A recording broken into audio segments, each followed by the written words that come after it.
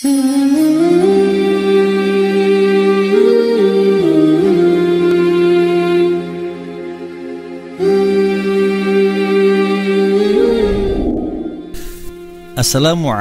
warahmatullahi wabarakatuh. Bismillah walhamdulillah wassalatu wassalamu ala rasulillah, amma ba'du. Kembali lagi bersama kami di Kisah Hikmah Channel, menebar kisah penuh hikmah. Apa kabar teman-teman? Semoga Allah selalu memberikan kesehatan dan ketaatan bagi kita semua. Amin amin ya rabbal alamin.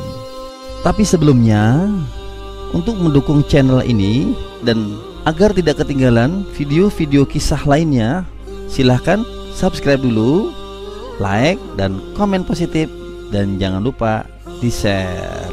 Terima kasih. Baiklah, kita mulai. Kisah teladan dari nelayan miskin. Manusia merupakan makhluk yang memiliki hawa nafsu, sama seperti makhluk-makhluk yang lainnya. Manusia bisa menjadi lebih tinggi atau lebih rendah derajatnya daripada makhluk lainnya, tergantung dari akhlak dan amal perbuatannya selama hidup di dunia. Apabila baik akhlaknya dan bisa melaksanakan semua perintah Allah, maka ia lebih tinggi daripada makhluk bumi, bahkan lebih tinggi daripada malaikat yang mana selalu bertasbih kepada Allah Subhanahu wa ta'ala.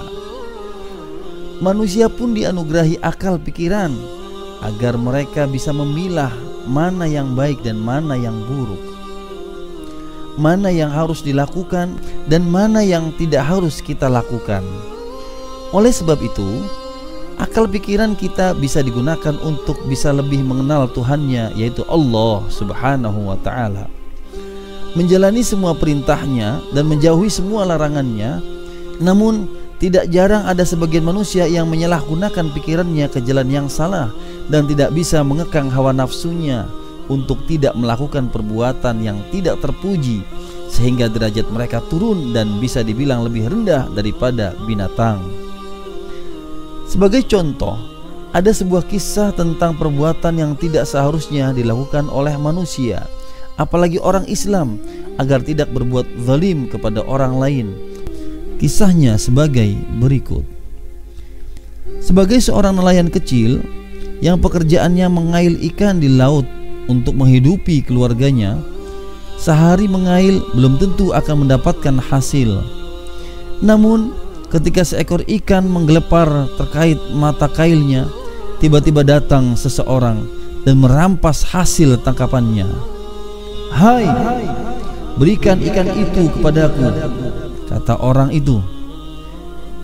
"Tapi ikan ini hasil tangkapanku," jawab si nelayan. "Masa bodoh," teriak orang itu seraya merampas ikan dari tangan nelayan dengan kasar. Tanpa dapat mencegahnya, nelayan yang lemah itu hanya menatap orang yang merampas ikannya pergi meninggalkan tempat itu dengan pandangan kosong. "Ya Allah, mengapa kau ciptakan aku sebagai orang yang lemah seperti diriku, dan kau ciptakan orang lain lebih kuat dan gagah sehingga dia tidak bertindak sewenang-wenang kepada orang yang lemah seperti aku ini?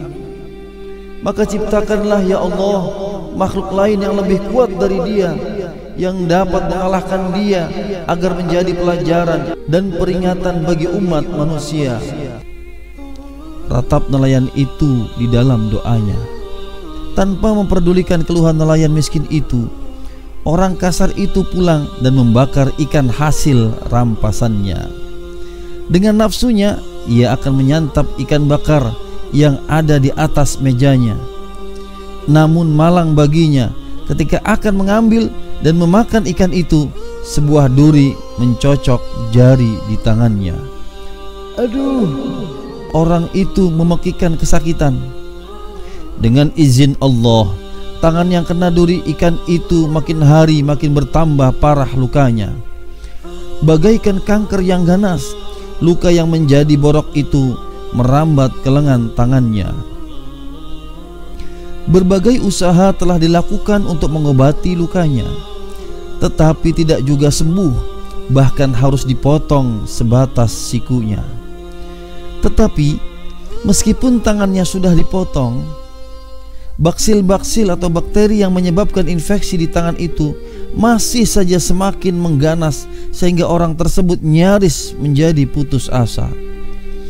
Dalam keputusasaannya itu, ketika ia tertidur, ia bermimpi seolah-olah mendengar suara nelayan yang ikannya pernah dirampas beberapa waktu yang lalu. "Kembalikan hak itu kepada pemiliknya, itu bukan hakmu."